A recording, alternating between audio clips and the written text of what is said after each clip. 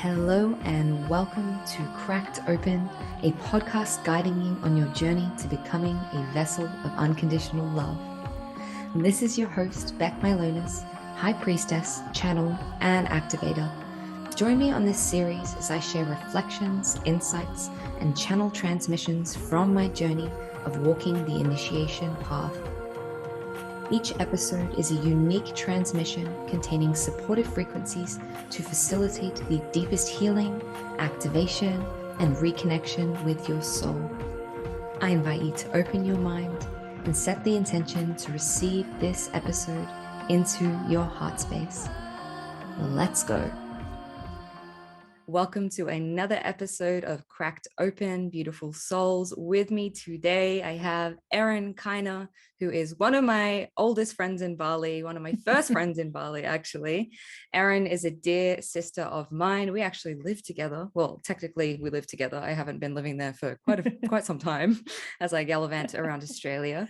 But Erin and I have such a beautiful, deep sisterhood and connection, and we are definitely soulmates. We trigger the fuck out of each other a lot and have great, yeah, that's the last. True sisters. Grown through a lot of our relationship. And I think the thing that I love the most about my relationship with Erin, excuse the cat in the background, guys, it's my sister's cat who I am minding. He really wants to have himself be heard in this episode. The thing I really love about our relationship is the accountability we've both taken to come together and talk through what's going on and rise through our triggers together. Oh, here he is. If you're on the video, you can see him now, the visual representation of all that noise. He's like, why are you touching me? And as a result of that, our friendship has been able to bloom and blossom. So one thing I can say about Erin and knowing her and being in her energy and her space is that she's not for the faint-hearted. She brings up a lot of stuff for people. And I think it's because she is this pure vessel of love. And I actually don't think I know anyone who perceives God in a similar way that Erin does, that I do. That didn't make sense, but I think what I'm trying to say is coming across. Erin's connection to God is at the fore of everything that she does. Mm-hmm.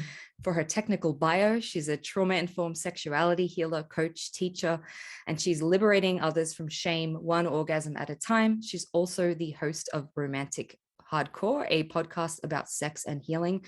This woman has a wealth of knowledge about sexuality. I don't know another human being who is more expressed in her sexuality than Erin is. And I'm preparing for this to get real fucking weird. We're going to talk about fisting and some things. Okay, all right, we'll go there. Yeah, so I'm going to, no, I'm kidding. Maybe not fisting, but I'm giving Erin the floor to completely expand all of your minds to the depth and the breadth of sexuality. So I'm going to hand it over to Erin to introduce herself and tell us a little bit about how she became this wild unicorn, doing all this potent work and bringing her magic into the world. So Erin, take it away, baby girl. What a great intro. And I'm really honored to hear you say those things. And I just want to reflect how sister-like we are. And at the core of everything between us is love, absolute love between us. And we've been through so much and we've both grown incredibly during that time. And that's been through uncomfortable ways, through loving, supportive ways. But yeah, we're both very, very committed to this path. And I really respect that in you too. So thank you. So it's a big question to start with. How did Erin Kyna become Erin Kyna? The first time someone told me that they thought I was here to work in the field of sexuality was 20 years ago. And I was so resistant to it. I had a lot of my own sexual trauma, a lot of sexual shame. And honestly, I continue to see more and more layers of sexual shame, especially projected sexual shame from my family, from my mum in particular. What it means to be a sexual woman and what it means to be overtly sexual or obviously sexual in the world. And yeah, that projection, that conditioning goes really, really deep. So every time I think that I am fully expressing my sexuality, undoubtedly there's another layer and there's more to clear and more to work through as I continue to expand and grow. So it's definitely a lifelong journey. But yeah, 20 years ago, I was so far away from accepting it, so resistant to accepting it, so afraid of what it meant. And life just has a way of shoving you in that direction if you're going to ignore it. You'd know this too, Beck. The more we resist, the louder the shouting gets, the heavier, the harder the pushing from the universe. And at some point, you've just got to fucking bite the bullet and jump into what's being asked of you, regardless of societal consequences, regardless of how isolating it might feel, how lonely it might feel. You've got to do what your soul's here to do. And I see now so freaking clearly that my soul is here to work in the sexual realms. It's so obvious. It's kind of laughable about the really fact that I don't know. I think maybe you're here for something else, babe. I'm not sure. Just for growing daffodils and doing sweet, innocent, wholesome things. And that's the thing, I have this giant spectrum of who I am, is that I love wholesomeness just as much. And I love really simple, like, I don't know, crafting and making friendship bracelets as I do like having wild, dark, dirty sex. So I understand now that it's a big part of who I am. And while I understand that sexuality is part of everyone, I think that it's more at the forefront of my life and a bigger part of my essence than it is for a lot of people, or a lot of women specifically. But my realms of sexuality, my favorite realms of sexuality, is BDSM and the dark, the taboo, the filthy, the forbidden. And that took me a long time to accept. I was the typical homophobe who actually was gay underneath. I had that level of resistance to BDSM because I was so kinky underneath. So I've gone through a lot of deprogramming and acceptance and understanding of what these realms really mean from a very sacred and a spiritual perspective. And I see BDSM as the most powerful way for us to truly embody our shadow and to integrate as a human being and accept and love all parts of us and be witnessed in all parts of us. I think that there's, of course, with anything, there's really high conscious ways of expressing it and low conscious ways of expressing it. And I can see that in the world of BDSM, of course, when people have a look at it, there is a lot of negative associations with it, and that has its own truth and there's basis in that. But the way that I express it and the way that I experience it is very different. So I think part of my message, can you define BDSM, just in case people on this, like, I know what it is, you know what it is, but maybe people don't understand what BDSM is, who are listening to this, and what that would entail or what that involves?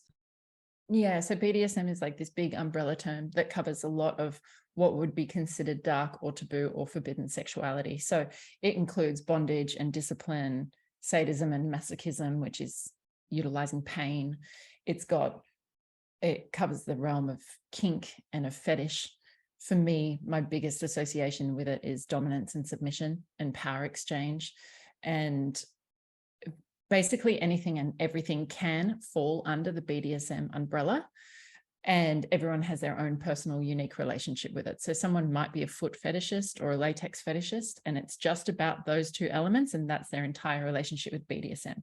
There's other people who say that they identify as a bratty submissive, and that is a huge part of their identity.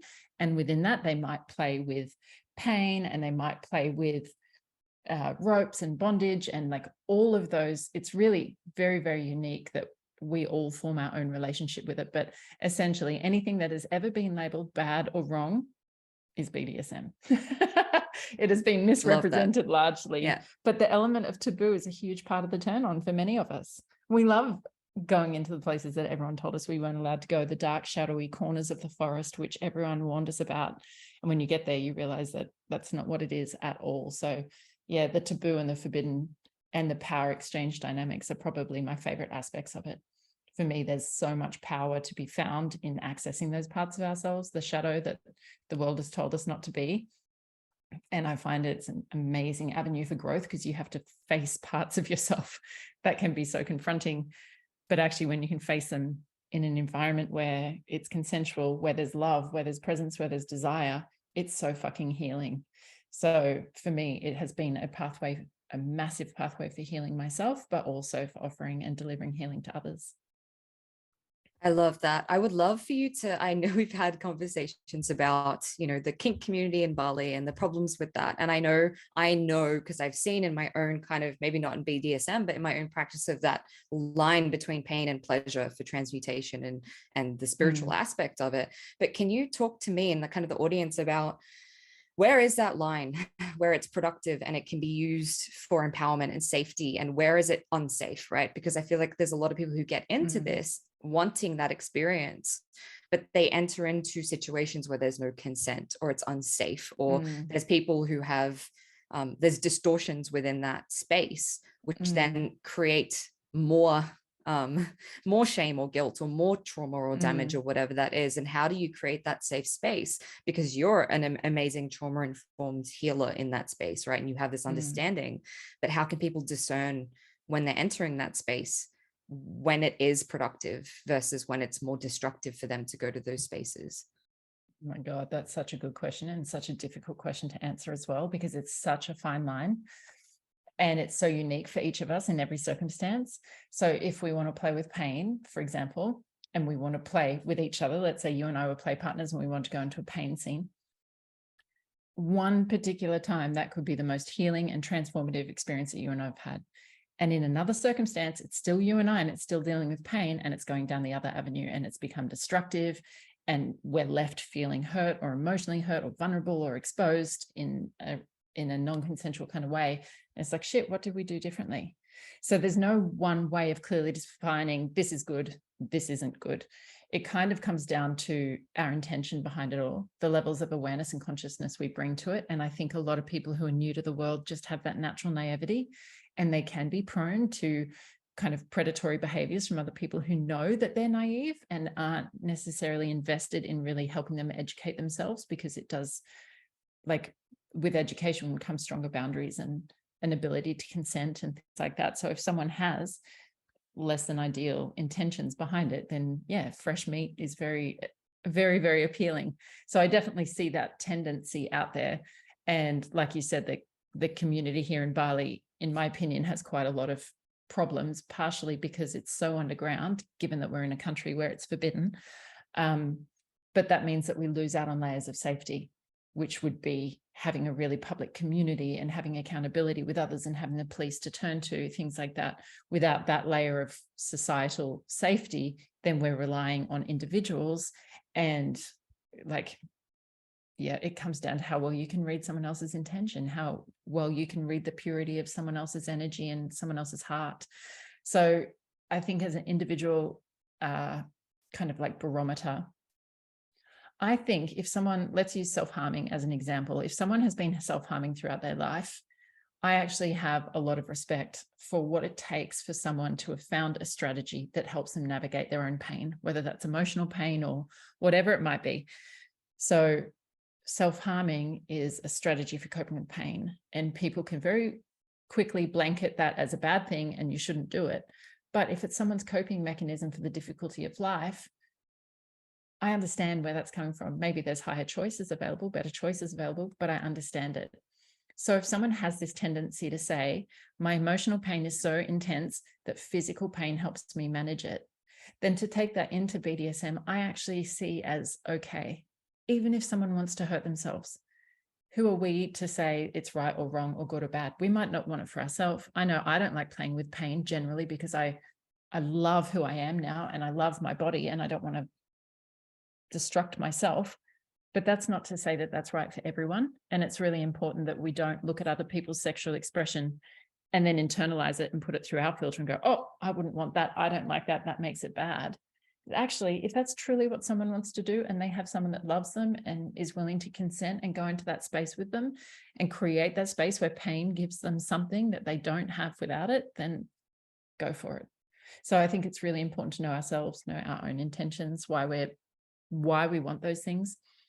And unfortunately, a way of life is sometimes we have to learn what our own boundaries are by crossing those boundaries. Sometimes we have to have negative experiences for the contrast of then knowing the positive or knowing what's right for us. So I do my very best to educate everyone and empower everyone as they enter the scene and by the scene, I mean like enter the community aspects of the scene and start to meet people or perhaps go to events, and to really put safety at the forefront of everyone's mind and to recognize how vulnerable you are as someone fresh and innocent into this world.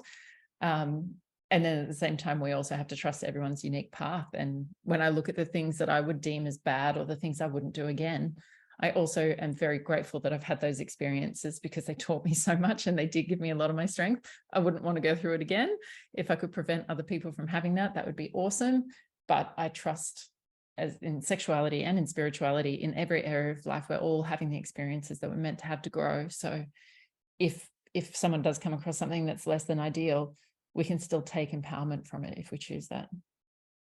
I love that. And I love seeing your sexuality and well, just all experiences as an initiation into deeper levels of self, like knowing, deeper levels of evolution and growth. I love that. I had a question and then it, it left my mind. So if someone is curious about this stuff, like what can they get out of it? Like what can playing in this space bring up for people or help them to explore? Or what's the thing that you love about BDSM that you're not going to get in traditional, I don't know, like tantra or like love making, or I don't know what others, but like look at how clueless I am about like every other fucking avenue of sexuality except the one that I'm going down. But you know, what experiences have you had in that space that have just fucking blown your mind wide open and been like, holy shit, the potential in this is incredible as a healing tool. I know you do shibari, and I've always been really interested in having that experience. And I said to you once, oh, you're going to tie me up, and I would love to have that experience because it's complete surrender. So in that context, I can see, but maybe just share a couple of stories or like, you know, even of your clients who've dabbled in this space, the potential for healing in that space. Yeah, so shibari is a Japanese art form. It's an ancient art form of rope bondage. And that's a great place to start because it was one of the starting points for me. It's kind of that, and spanking are kind of considered gateway kinks into the deeper world. So shibari gives you an experience of, if you wish to be the one that's being tied, you get an experience of surrender. You hand over the control to someone else who's choosing to tie you up and who's choosing to take away your faculties. And there's a lot to be gained from both of those positions. If it's not natural for you to be tying other people up, you won't enjoy it. You'll be like, this sucks. This feels like a lot of responsibility. I don't like it. What am I doing here?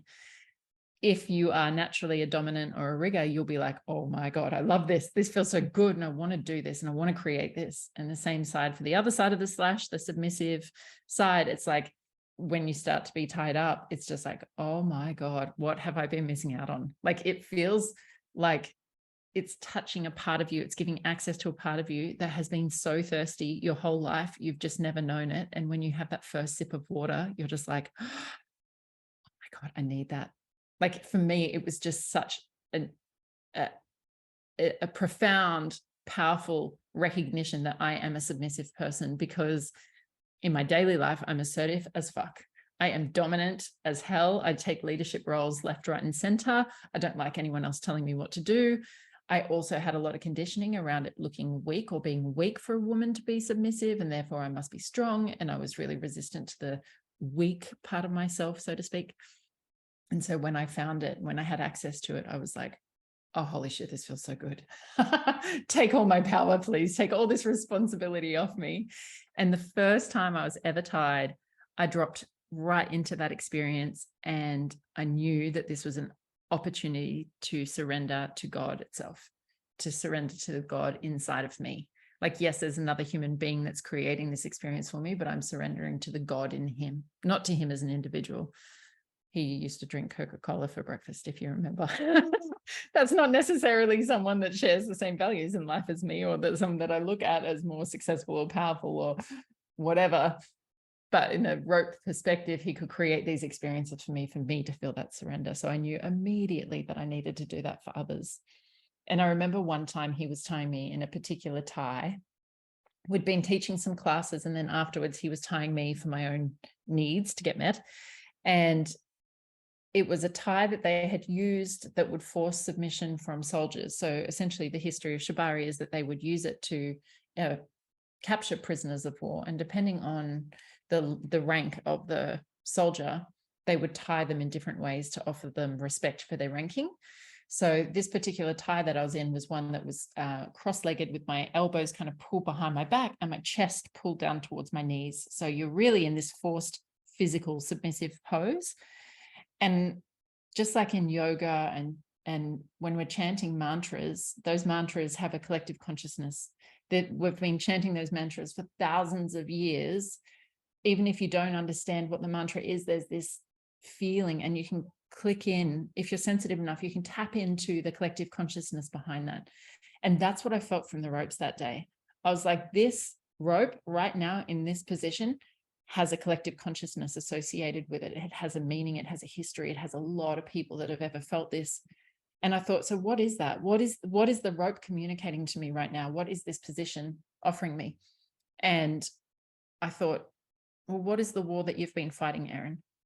And I thought, well, my fucking unworthiness. I have felt unworthy my whole life, and I worked so fucking hard to not feel it, to work hard to remember my worthiness. So I thought, all right, well, what if you were a prisoner? What if you lost? What if you gave up?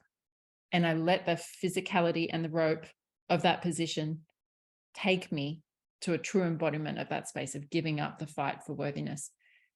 And my unworthiness flooded through my system. Like I just felt this huge wave of like the depth of my unworthiness that I fight against.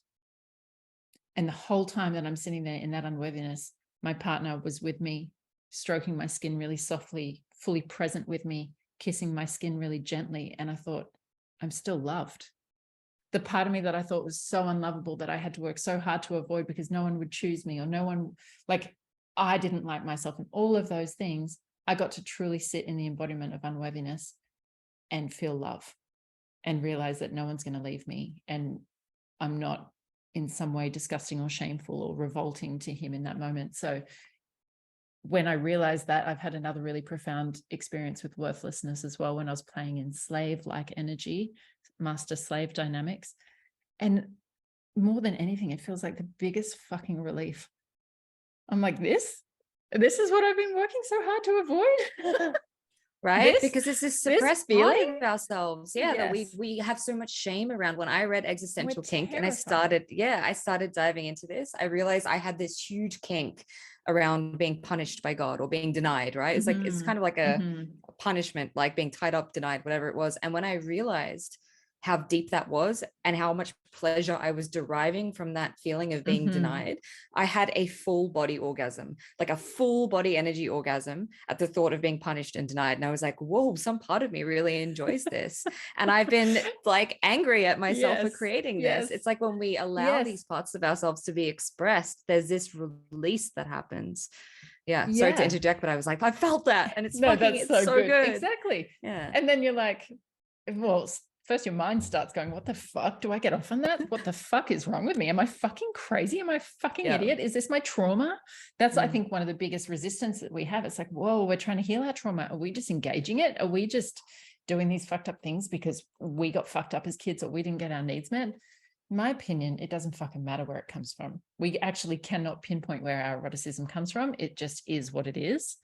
And if we can do that in healthy ways. So for you, if you have this part of you that actually craves a feeling of denial, then when you're unaware of it, it's creating life experiences so that you can feel that, and you're sabotaging yourself and you're sitting there crying, wailing to God, like, why are you doing this to me, God?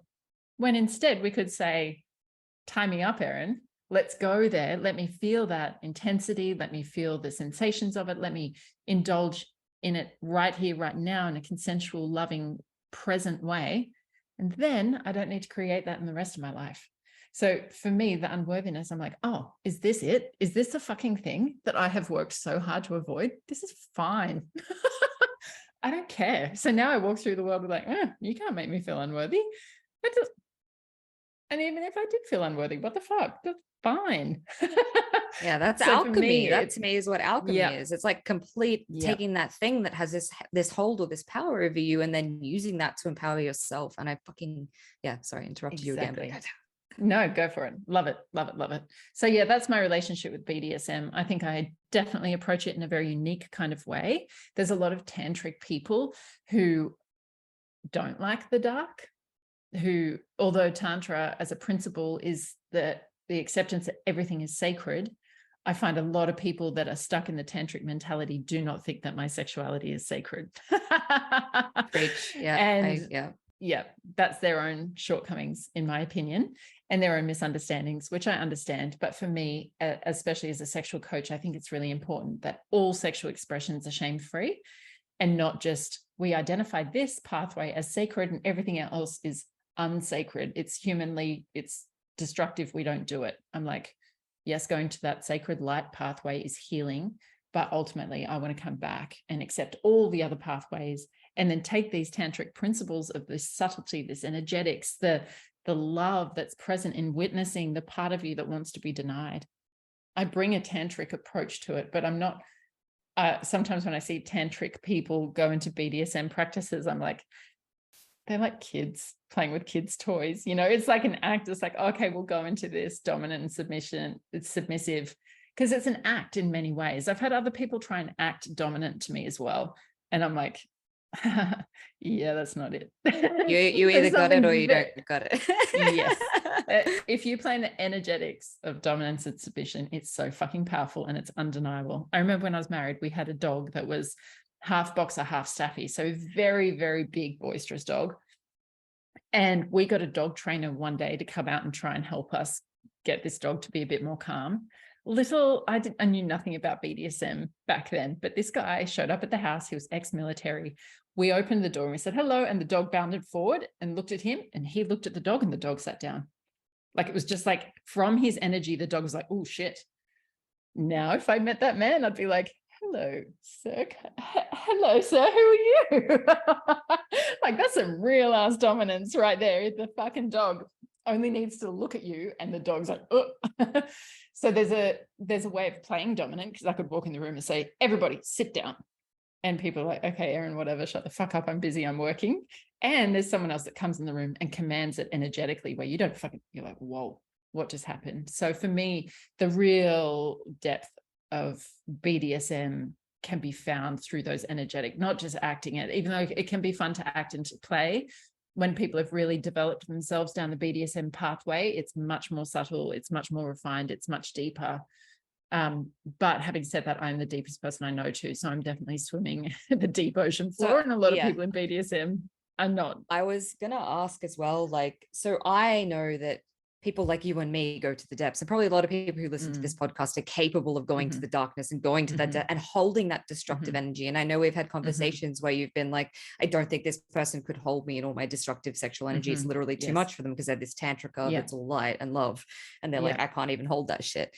Do you think that there's people where this is more natural for them, like to play in these spaces and not have it destroy them? And is it something that we can open up to? Like, do you think we can cultivate this inner darkness, and how would you do that? Yeah. So I would say that I call that dark energy primal energy rather than destructive, because I can see where it can be destructive, but I can see where it's also very natural and healthy and a normal expression. So just like we have some people on the planet who are very musical and music comes to them really easily, and we have other people who are athletic and athleticism comes to them easily. And there's people who can, you know, there's all these different unique frequencies of humanity. I think dark sexuality is one of those unique frequencies. Like, yes, we can all pick up an instrument and play an instrument. We can all go on the sports field and play soccer, but there's going to be people who are naturally gifted at those things, who need far less skill development in order to do something brilliantly. So I feel like dark sexual energy is actually very comfortable and very natural for me. Whereas there's some other people who are like, oh, I'll go there, Erin, but like, it's not really my thing. And maybe they don't feel quite as satisfied there as what I would. So I think part of it is, first of all, just recognizing that we're all very, very unique sexual beings. Our sexuality is as unique as our personality. There's no two people with the same sexuality on the planet. So I think some of the indicators that we have this in us, or this comes naturally to us, is there's ways that it's been showing itself our entire life. It pokes its little head up in different ways. Like, I used to have a drug addiction. I'd say that's my comfort for being in dark spaces and pushing the edges and destructing myself through sex and through drugs back then at that age. So I think there's a lot of people who could try drugs and not become an addict and not want to spend a year of their life lost in those places. So that kind of person may feel the same about dark sexuality. It's like, I just am not, like, if you think about it as an energetic realm, there's people whose frequencies are resonant and harmonious with it. And there's other people who naturally aren't. And they're just like, this is not a space that I exist in. And that's totally fine. So if you have had these impulses, or if you can have a look at like where sometimes the darkness has been tempting for you, even if you judge it, or even if you think that it's bad or wrong, if you have a very strong resistance to it being bad, I'd say it's also you. And how do we cultivate it is a fucking fantastic question. And one of my favorite words at the moment is cultivation, because I really think it's the act of cultivation, even though I'm not a highly disciplined person, the act of cultivation is actually really powerful, and it does compound in interest. So if we're dedicating ourselves to expressing a little bit every day and doing some personal practices every day, we're going to get a way bigger result. So if we can commit to the cultivation of it, it's going to be a far better experience. Just like going to the gym, you know, like, yeah, sure, we're all fit and healthy, but if you go to the gym every day, you're going to fucking a year from now be in a much better place than where you are. So I think cultivating sexual energy is something that we need to do on a nervous system level and on a body level.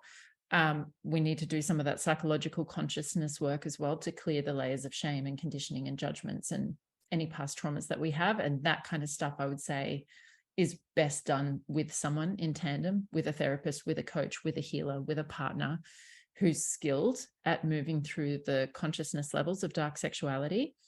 And I think a lot of people who identify as dominant, when they take on a submissive, they know that that's part of the journey and they actually welcome it. It's a freaking psychological minefield as you work through your own judgment, shame, conditioning, traumas. And so people that are really committed to this path actually feel very willing to support others because they've been there. They know how tricky and challenging it is. They want to help you understand it better. So being community involved with other beings that you respect and that you feel safe with is amazing.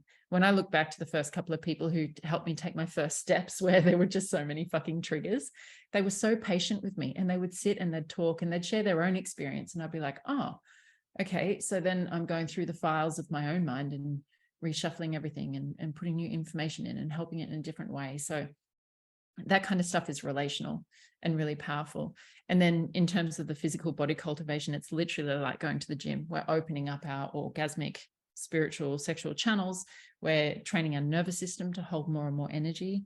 And like I said at the beginning, with people who might be drawn to it as an expression of trauma, like if they're self-harming, for example, there's ways that we can utilize BDSM that reactivate trauma pathways and PTSD pathways that I wouldn't suggest are the most powerful ways to utilize it.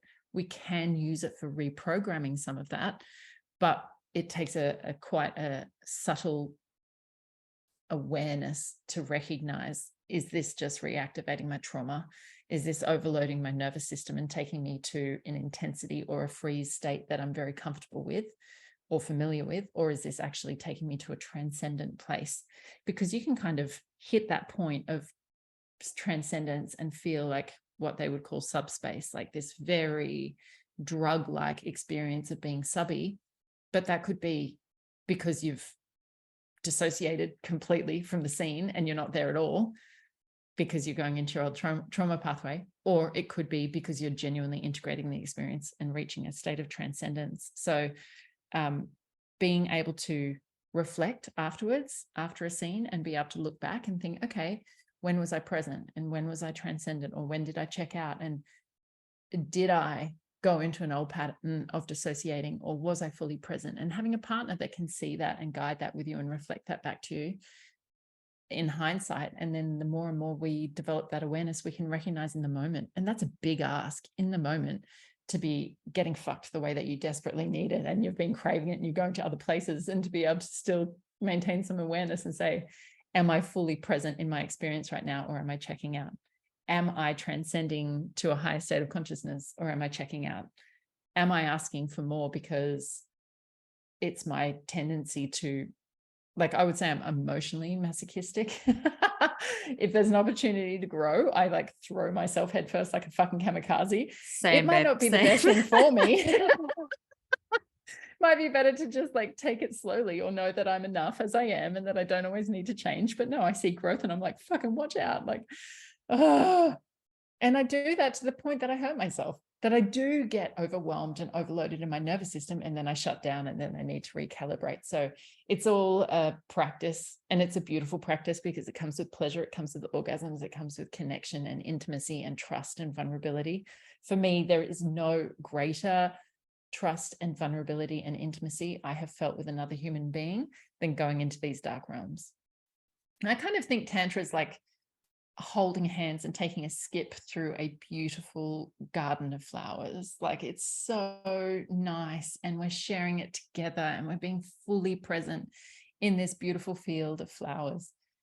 And BDSM is like, fuck, we're going into that dark forest at nighttime and we don't know what we're going to find. We don't know who we're going to see. And we're going to hold each other really tight. We're going to get through it. And we get to the other side and we're like, oh my God, we did it. It's like we got closer together because of the unknown. We got closer together because we had to go to really, really vulnerable places inside of ourselves. So for me, the intimacy is actually really amplified in the darkness. Like, I love that I can go to those places psychologically and emotionally and physically with another human being. And so far, anything I've experienced in Tantra doesn't take me to that absolute rich core of who we are. Yeah, it's interesting. I can agree, and I can see where there's so much bullshit in the tantric space, but I have had personally tantric experiences where I have been like not only purging for myself, but the whole of humanity. And it's been this deep shamanic, like emotional experience, which obviously brought me and the person closer, but it was like transcendental. And I know that that's the potential of where Tantra can go. And so many people don't access that potential. And it's a shame to see because they're so tied up in just like this level of it. But let's change the gears for a second, because there was something that I was thinking as you were sharing all of this stuff. I was like, there'll be people on here who are super sexually repressed or are not even kind of aware that they have sexual trauma, right? Or how to even deal with a trauma. So maybe there's some people who have had trauma that they're aware of, right? And they don't even know how to become more sexually open and to open into these spaces because that's so far down the path. And I know that growing up, you had a lot of trauma, and even recently, you've these initiations that you've chosen to have. And I fucking see you, particularly in the most recent experience. And we don't have to talk about that if you don't want to, but I think like I see what you've been through to be able to hold this energy and go to these spaces. But there will be people on here who let's say that their experience with sexuality has been something that they haven't even wanted to kind of like open into or dive into because they're afraid of kind of what's there. And if you could speak into that, like what did you do to start to unpack this stuff and heal from this stuff? And how would someone even know if they were sexually repressed or had trauma stored that they were kind of avoiding? I know they're kind of two different questions, but anything in that general direction I think is really helpful. Yeah, there are a billion great questions in that. First of all, thank you for acknowledging the trauma. And I had a download this week where I realized that our trauma is a gift. The theme of our trauma is a sign from spirit that that's what we've chosen to come and work on in this lifetime, our soul agreement. And mine is sexuality. The amount of sexual traumas I've carried in my life are extreme. So to go through another, probably the most traumatizing adult experience that I've had through a sexual assault. And I even straight after it happened, I was like, why did this happen? What's the meaning behind this? How do I get empowerment from this? Like, that's the framework that my mind exists at now, is like constantly looking for the gift in everything. It took me a while to come out of the dark night of the soul, but I'm on the other side now, feeling great and feeling way more empowered and yeah, feeling good about it all again. But I can't tell you how many times I tell people I work in sexuality and they go, oh no, I'm all good. And this is also the nature of Erin being a very triggering mirror for a lot of people. My energy is very big, very intense. And how people interpret that energy, if they've got fear in their space, is through fear and rejection and deflection. And people who have love in their space meet me and enjoy the intensity of my energy and what it brings up for them. So many people have said to me, no, I'm all good. My sex life is good. And I fucking absolutely know without a shred of doubt that they're limited. Like, there's just no way that any of us have got through this fucking life on this fucking planet at this fucking time without sexual trauma. That's the thing. Our society is naturally traumatizing, especially to the feminine sexuality. A patriarchal society, male privilege, and the way that it has made women feel small and encouraged us to take up less space while encouraging men to take up more space and be loud and be big, naturally means that we will not be fully sexually expressed unless we've chosen to work on it, unless we've chosen to say, this is something I want to work on. So let's take fitness, for example. Someone could genetically be blessed with a body that doesn't gain fat and never have gone to the gym. And they could say, but I'm healthy. Look at me, I'm skinny. I don't need to go to the gym because I'm skinny. It's like, well, if you don't actually train your body, other things are happening inside your system where you're not at your peak health by any means, and you're certainly not experiencing the fullness of your potential. You're kind of riding along on the fact that something's coming easy for you. So I think sexuality can be like that.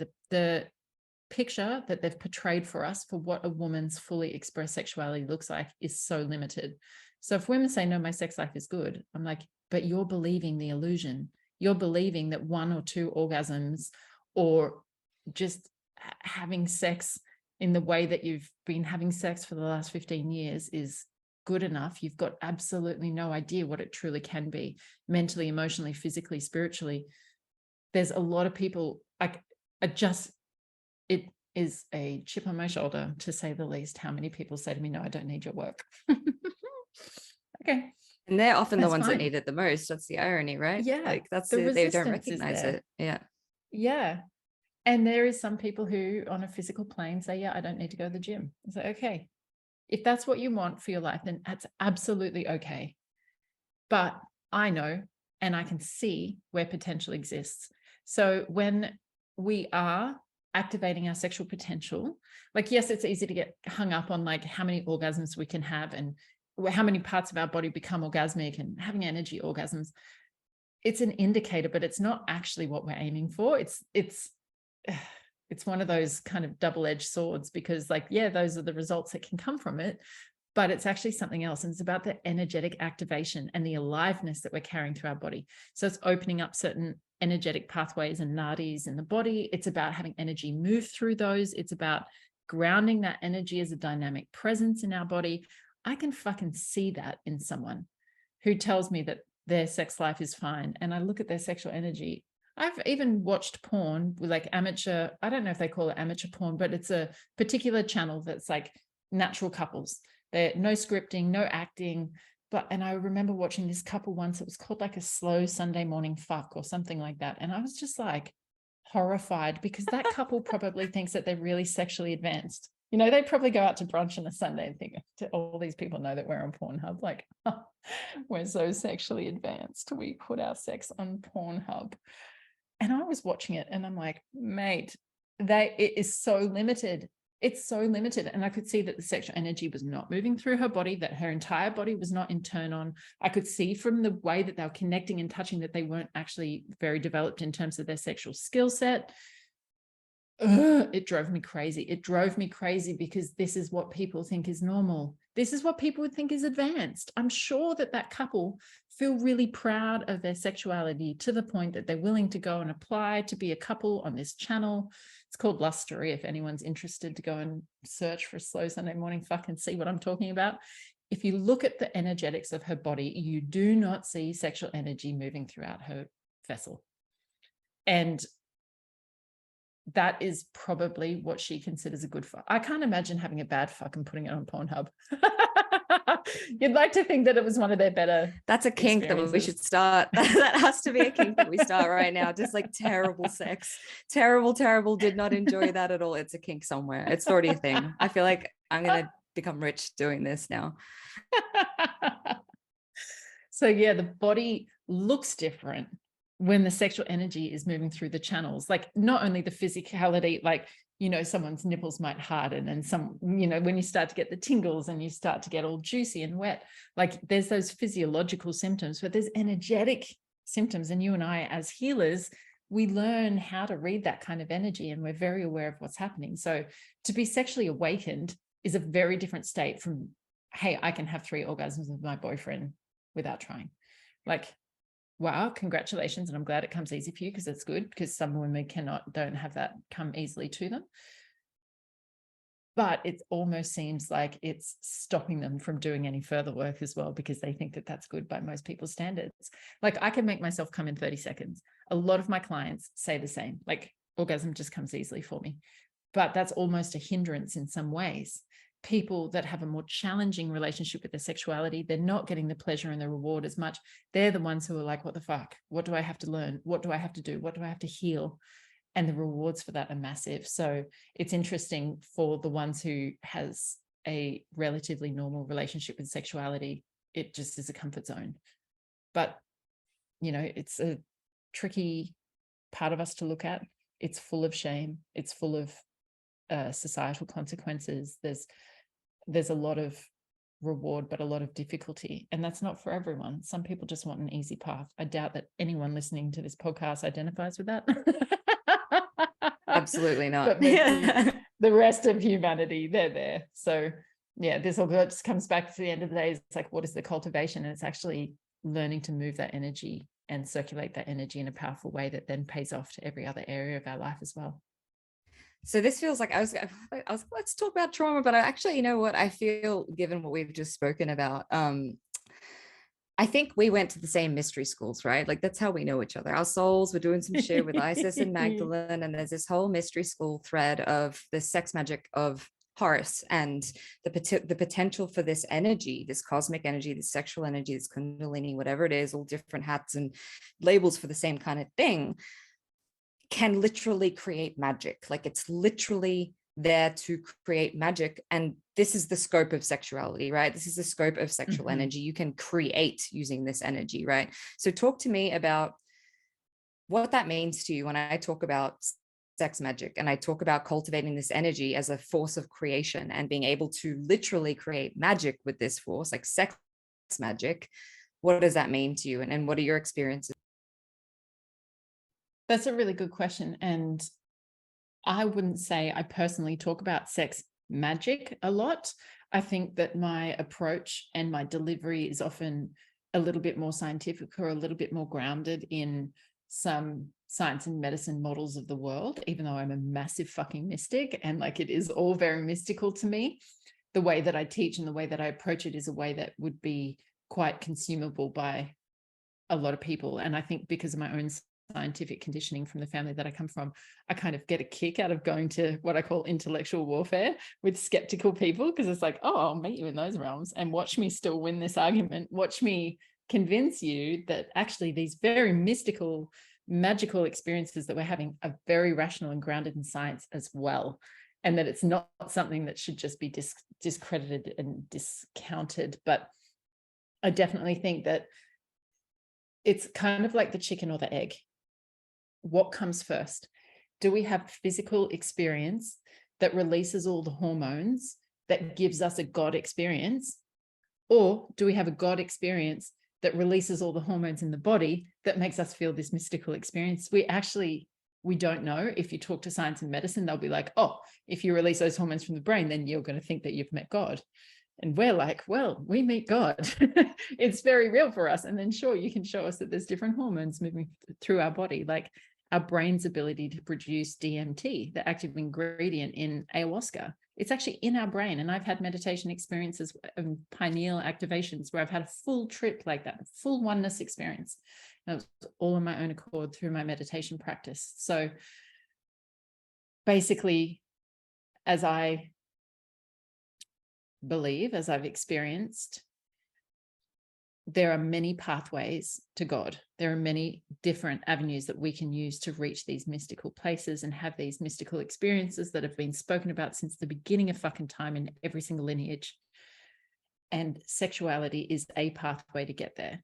And I love it as a pathway. I actually did an Instagram post recently saying that spiritual energy and sexual energy are not the same thing. And a lot of spiritual people say, oh, it's one and the same. And, you know, like my sexuality is my spirituality. And I'm like, look, we can go sit in a cave and meditate for 100 hours and meet God, but that does not mean that we've activated our sexual potential. It's like a different path up the same mountain, but it will get us there. So for me, I love God experiences. I love cultivating my own personal energy in a way that allows me to reach states of consciousness that are so transcendent that we reach the unified field, the source of all creation itself. That we tap into the Akashic records, that we tap into past lives. Like that's available to us through meditation and through other things and through sexuality. So I'm going to choose the pathway up the mountain that comes with orgasms, that comes with intimacy, that comes with connection and love and all the things that I enjoy. So to me, it's like, why use sex just on the physical plane? Yes, we can all go and have a fuck. And for you and I, we cannot do that to ourselves anymore. It actually hurts us to only activate the physical connection with someone, because we know what it's like to have a heart-centered connection, a mental connection, a spiritual connection, and then connect through the physical body. And when you've got all of those connections in place, oh my God, the body is the vehicle for getting to God. And it's amazing. So to me, sex magic is actually about activating our potential, reaching those parts of ourselves that are already connected to all that is, that's already connected to all that we know, and to be able to manifest our future reality, because we're in that state of connection with all that is. We're making contact with the unified field. We're in contact with our higher self that is guiding this thing, that already has a set path for us and shows us what's available to us. So to me, that's what sex magic is. It's literally using sex as a vehicle to reach out and touch, to connect with, to remember the parts of ourselves that are already connected, that are already living in those fully expressed states, that are abundant, that are expansive, that are healed, that are fulfilled. Yeah, sex is the vehicle to get there. I love that. And do you think I mean, I know the answer to this from my own experiences, but do you think that you can use this in your own kind of like personal play for people who are not comfortable to engage with relationships, or maybe they're not, for me at the moment, not meeting people who are like able to meet me at that level? Yeah. How would they reach that state? And then for you, did you to reconnect this, right? Because I feel like for so many of us, there's so many distortions with sexuality that once maybe we go on this spiritual path, there's shame and guilt where we repress the sexuality because it's not godly, right? So then we have to go through this whole reclamation of our sacred sexual energy to then meet God in that way and be like, oh, I'm allowed to have fucking orgasms, and it's literally creation, and it's me being in a flow state and being fucked by the divine, right? So for me, I had to go and have those experiences on my own before I was then able to have those kind of states with other people. What was that experience like for you? And did you cultivate that internally first before you were able to have that experience with people? And what are some practices that people can do to open up to that? That's a great question. You can definitely get there on your own. And there's definitely experiences that you can only have with another that you can't have alone. And there's experiences you can only have alone that you can't have with another. So they're two sides of the same coin that are both equally valuable. And we don't have to see it as a limitation. Whatever side of the coin we have access to at this point in time is going to give us benefits. And then when the situation flips, if we attract a partner or if we break up and we become single, it then gives us access to another realm that we didn't have before. So we can absolutely start to move this energy through ourselves. And a lot of this is through our spiritual connection and with our connection with God, or what we identify to be God, or the divine masculine. So we can fuck ourselves through the energetic connection with the divine masculine. And we can experience the divine masculine coming through another vessel. So if a man has done a lot of work on himself and is a clear channel to bring through the divine masculine energy, but you could also be fucking a man who has no access to the divine masculine, and it's not going to get you there anyway. And you could actually go further in that connection in your own self-pleasure practice. So I think, so let me summarize what your question was so that I can answer it succinctly. The question is, what are the personal practices people can do if they're not in relationship with someone that can go there with them right now? I would look at all pleasure as an act of sacredness, and recognizing particularly your body, your genitals, your sexuality as sacred, and looking to find areas where you're uncomfortable with yourself, where you're uncomfortable with your body, where you're uncomfortable with your sexuality. And rather than shaming or denying or rejecting those parts of yourself, inviting them in. So I encourage some of my clients, I used to run a course called Worship, and that was kind of coming into contact with the sacred whore archetype inside of us. And so I would actually encourage women to have a relationship with that archetype, to meet that archetype outside of themselves first, and then start to embody it and integrate it. And as you start to embody different archetypes, and I know you do a lot of this work too with different aspects of the feminine and different goddesses, like we all have that inside all of us. We can all access the thousands of different faces of the feminine that exist, but will resonate more with some than others. And so as you start to make contact with the whore version of yourself, like to me, the word whore is like the highest compliment I could give myself. Like I absolutely love this part of myself. That's a word that has been used to degrade and debase women since the beginning of time, because it is so powerful. And so if they can shame that and shut that down, then they effectively take our power away from us. So the reclamation of the word whore is very powerful for me. But actually, there is a fantastic book called Pussy, A Reclamation by Mama Gina. And the way that she teaches women to embrace pleasure and recognize that these bodies are actually here for pleasure is so powerful. That book was a really life-changing book for me when I read it, and I recommend it for all of my students as well. So I think finding ways to enjoy your body in a sacred way, to enjoy the pleasure that you can create on your own, and recognizing that this is a direct consequence of this is power. It's personal power. Like, we're doing this, realize the reason why we're doing it, have a strong intention behind it, and that will motivate you to do the work and to welcome these shadowy bits and the shameful bits. And I see a lot of women that have a real rejection with their body, with a real discomfort with their own genitals and the way that we've been shamed. Like, almost every woman can tell you an experience where they've been with a lover who has verbalized some sort of body shame and told them that, like, I actually just got a voice memo from a friend today who was dating someone who said, you don't have the body for activewear. What the fuck does that even mean? You don't have the body for activewear. I'm sorry, if you're active, you've got a body for activewear. So that kind of body shaming still exists. Even in our 30s, we're still coming across other people who think it's okay to project that kind of judgment onto others. So we really have to have a look at where we've internalized that, and where are we not comfortable with our own bodies, where are we not in love with ourselves as a sacred vessel, as a version of the feminine. And so then our self-love and self-pleasure practices can really be learning to love ourselves the way that we want a lover to love us, honoring our bodies the way we would imagine our most ideal lover would worship our bodies. We start to give that to ourselves, and a lot of mirror work is very powerful as well, to be able to look in the mirror and look yourself in the eyes and look yourself in the face and look at your naked body in front of the mirror and learn to love it, learn to accept it and embrace it and be with all of it, and not hide it and not shame it and not think that you need to change. Like, I would say 99% of women, if not 100% of women on this planet, think that they need to change their body. There's just some sense that we're not enough as we are, and that there's always some imaginary ideal that we're working towards, that when we reach that, then we'll be different. I can tell you that the size of my body does not dictate my sexual potency in any way. Whether I've got 10 kilos up or 10 kilos down, I can fuck the shit out of anyone. I love it. Beautiful. And it's true. My it sexual is true. power, my heart, my spirit, it is not defined by the size and shape of my body at all. Yeah, My I body think can it's be a such reflection of the self-love that I have for myself, and if I've made good choices about my body. But also, some people with the most idealized body have very poor self-love practices, and it's a reflection of the fact that they actually hate themselves and they starve themselves that way, or they punish themselves at the gym. So our true womanly essence, our true sacred essence, is not defined by the size or shape of our body.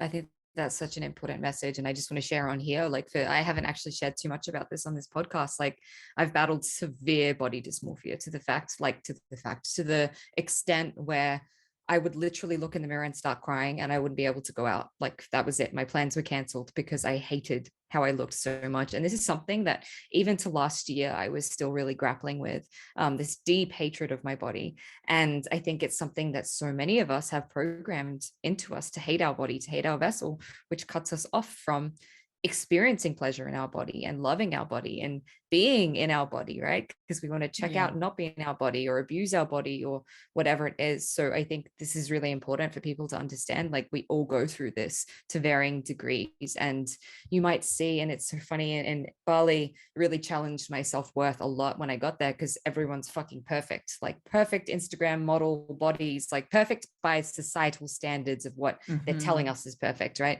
And the minute I got there, all my self-worth stuff started coming out, because I'm met everywhere by these supposedly perfect people and perfect bodies and blah, blah, blah, blah, blah. And it made me have to sit with, like, what is perfect to me truly, and is a body that functions and is healthy and, like, does what it needs to do. And I'm a healthy woman with curves. Like, my body's healthy, right? So it reframed all of that for me. And I had to go on this big journey, and body love and self-love has been so pinnacle to my journey of reclaiming my sexuality, of like, you're beautiful. I love you. I want you to feel pleasure. Like, thank you for operating, for breathing, for being able to walk. And, I used to abuse my body at the gym 6 days a week and limit my eating and all of this stuff. And such a large part of my journey was stopping doing that and intuitively eating and intuitively working out and not going to the gym if I don't feel like it, or doing walking or yoga, whatever it is. So that is such a key part to all of this. I feel like we've kind of reached a natural conclusion with what we've been talking about. That piece really like ties it together. So it's like, for someone who's struggling with their sexuality, they look at the relationship with your body, right? And start to love yourself and want to inhabit your body. If people want to dive deep into this stuff with you, Erin, or find you to speak to you, or to see the content that you're putting out, how can they find you? And what are your offerings at the moment? Because I know that you're doing a lot of work at the moment with couples. To talk to us about that. Yeah, so the best ways to find me, Instagram is my favorite platform to share where I'm at, my messages, my journey. And my Instagram is Erin Kyna. So essentially, I am the only Erin Kyna on the planet. So if you search Erin Kyna, you will find my podcast videos on YouTube. You'll find my podcast, Romantic Hardcore. You'll find my Instagram, my Facebook. But Instagram is definitely the place where I love to share my message the most, that and my podcast. And so I work with people one-to-one through erotic awakening coaching and through Wild Hearts relationship coaching. I work with couples. I also help people develop their sexual skill set as well, which is something that is like growing in the background, a sex school, so to speak.